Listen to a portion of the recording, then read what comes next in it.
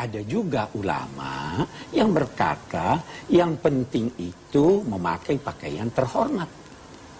Nah, kalau ibu tanya bagaimana dalam keluarga saya, istri saya pakai jilbab, anak saya yang tertua pakai jilbab, atas kesadarannya, bukan karena saya perintah. Anak saya itu yang paling kecil itu yang di kedokteran, itu udah mau pakai jilbab, tapi saya bilang sadar dulu. Saya beranggapan jilbab baik, tetapi jangan paksakan orang pakai jilbab, karena ada ulama yang berpendapat bahwa jilbab tidak wajib. Ada ulama yang berkata wajib menutup aurat. Sedangkan aurat diperselisihkan oleh ulama. Apakah itu aurat? Nah, itu yang pertama, Bu. Yang kedua yang perlu kita garis bawahi, bahwa ini orang pakai jilbab sejak tahun berapa tahun ini? Kira-kira 20 tahun, 30 tahun belakangan. Ilmu itu amanat. Ilmu itu amanat. Kalau memang orang punya takut kepada Allah, akan menyampaikan amanat tersebut. Biarpun pahit, biarpun misalnya anaknya atau keluarganya belum bisa pakai kerudung misalnya, dia harus berani mengatakan kerudung adalah wajib. Adapun pembahasan masalah menutup aurat yang namanya rambut kepala, itu adalah aurat, ini sudah disepakati dari masa ke masa, nggak ada khilaf dalam hal ini. Nggak ada khilaf dalam hal ini. Kalau anda belum bisa menutup aurat, cuman perlu istighfar lah ya, tidak perlu menghalalkan. Jadi paling berat adalah menghalalkan itu, yang wajib menjadi tidak wajib. Nah kalau sudah modelnya siapapun, kalau modelnya orang semacam itu melanggar kesepakatan ulama-ulama dari masa ke masa. Kalau di kampung-kampung mungkin ada istri kiai yang tidak pakai kerudung, tapi kiainya masih mewajibkan kerudung loh ya. Jauh lebih bagus daripada orang yang sudah merubah hukum.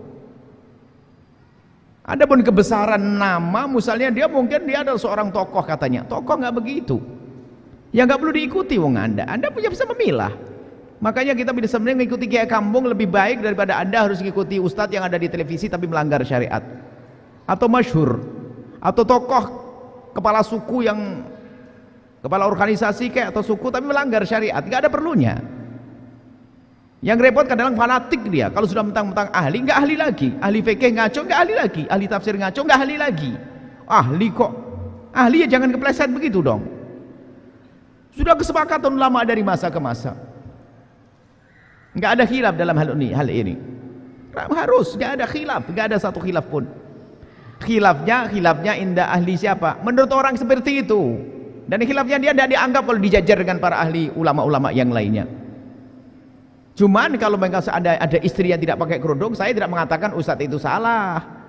Asalkan ustadz itu fatwanya memang mengatakan wajib. Karena mungkin, makanya kalau ada kiai tiba-tiba keluarganya belum menutup aurat, kita khusnudzon mungkin sudah nyuruh. Yang repot kalau sudah kiainya mengatakan nggak wajib, itu loh, ini berantakan besar. Nggak boleh belajar dari orang. Allah berfirman kepada nabinya di surat Al-Ahzab ayat 59, ya ayyuhan nabiyyu qul li azwajika. Nih, Allah mengatakan, wahai nabi, katakan kepada istri-istrimu. Sebelum nyuruh orang lain, suruh istrimu. Wa banatika, dan putri-putrimu. Jamaah, sebelum kita nyuruh orang kampung, suruhlah istri dan anak-anak kita, putri-putri kita. Wa nisa'il mu'minin, dan katakan kepada wanita-wanita yang beriman dari suami-suami mereka. Ayat 59, ya ayyuhan nabiyyu qul li azwajika wa banatika wa nisa'il mu'minina yudnina 'alaihinna min jalabibihin dzalika adna ay yu'rafna fala yu'zain wa kana Allahu ghafurar rahima. Hai Nabi, katakanlah kepada istri-istrimu, anak-anak perempuanmu, dan istri-istri orang mukmin. Ya. Di sini ada banyak orang salah paham dengan ayat ini. Dia pikir ayat ini khusus untuk istri Nabi saja. Allah merincikan, istri-istrimu hai Muhammad, anak-anak perempuanmu, istri-istri orang beriman, berarti semua wanita mukminah. Bilanglah pada mereka, hendaklah mereka mengulurkan jilbab mereka ke seluruh tubuh mereka. Yang demikian itu supaya mereka lebih mudah untuk dikenal, maksudnya ada simbol Islamnya. Quran surah 33 ayat 59. Ya ayyuhan nabi qul li azwajika wa banatika wa nisa'il mu'minin. Hai Nabi, saya perintahkan kepadamu. Allah langsung yang perintahkan kepada Nabi. Katakan pada istri-istrimu. Saking pentingnya hukum di ayat ini, yang pertama diperintahkan adalah istri-istri Nabi dulu. Jadi kalau istri Nabi saja menggunakannya, maka ibu yang bukan istri Nabi lebih berhak untuk menirunya. Karena istri Nabi itu orang perempuan paling soleh di zamannya. Dekat dengan Nabi saat hidupnya. Di akhirat sesurga bersama Nabi. Ketika perintah turun, mereka kerjakan. Ibu istri Nabi bukan. Sahabat Nabi bukan. Tetangga Nabi bukan. Hidup dengan Nabi tidak. Tidak ada turun jaminan surga untuk ibu sampai dengan saat ini. Maka ketika ayat itu turun, ibu lebih berhak menunaikannya dibandingkan dengan kalangan-kalangan masa lalu. Wabanatika, dan putri-putrimu. Wanisa'il mu'minin, dan sampaikan pada perempuan-perempuan yang masih merasa punya iman. Perempuan-perempuan yang masih merasa punya iman. Di ayat ini untuk perempuan yang masih merasa punya iman saja. Kalau tidak merasa punya iman, maka silahkan lihat indikasinya. Atau merasa imannya lemah, maka berusaha untuk meningkatkannya sebelum masa itu tiba berjumpa dengan Allah Subhanahu wa taala. Teman-teman sekalian, apa itu? Yudnina alaihinna min jalabibihinna. Mulai sekarang, kalau tadi kerudung saja, kalau kerudung kan umumnya nutup bagian kepala paling belakang kan? Ya kan? Kemudian, biasanya kalau kerudung kan simple ya. Simple, kemudian nutup sampai sini. Mulai sekarang kata Al-Quran, tolong kemudian rendahkan. Berubah dari khamar jadi jilbab. Jilbab. Rendahkan kemudian penutup bagian atas itu, dirubah kalimatnya dari khumur jadi jilbab. Yudnina alaihinna min jalabibihinna, dari jilbab-jilbab mereka. Apa yang dimaksud jilbab di sini? Apakah yang dimaksud jilbab-jilbab putih lambang kesucian? Ataukah mungkin jilbab-jilbab hitam dengan warna-warna yang lainnya? Mari kita lihat keterangan para ulama supaya nanti ada argumentasi yang kuat di sini. Saya bacakan langsung. Ini kitab bagus, namanya Tafsir Ayatil Ahkam. Saya menghatamkan ini sampai di 3 fase utama. Ya, sekali di Indonesia dan 2 kali di Tripoli. Dipelajari dalam 3 tingkat berbeda. Dan ini sangat luar biasa kitabnya. Ini khusus ditulis oleh seorang ulama, Syekh Muhammad Ali As-Sabuni, untuk mengeluarkan ayat-ayat terkait hukum saja dalam Al-Quran.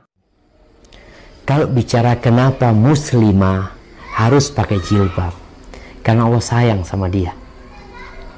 Allah cinta sama dia. Allah mewajibkan seorang muslimah pakai jilbab karena dia barang yang berharga, dia mahal, dia harus ditutupin agar dia tidak menggoda orang, agar dia tidak merusak masyarakat, untuk menyelamatkan dirinya. Perempuan-perempuan yang baik-baik itu menutupin dirinya, dia tidak biarkan auratnya diumbar. Kalau kita lihat di mana banyak terjadi pemerkosaan, pelecehan terhadap wanita, ketika mereka tidak menjaga kehormatan dirinya. Jadi kalau kenapa kita berjilbab? Mungkin salah satu jawaban yang paling indah, karena Allah memerintahkan kita untuk berjilbab. Kalau kita melihat ada orang-orang kenapa pakai seragam?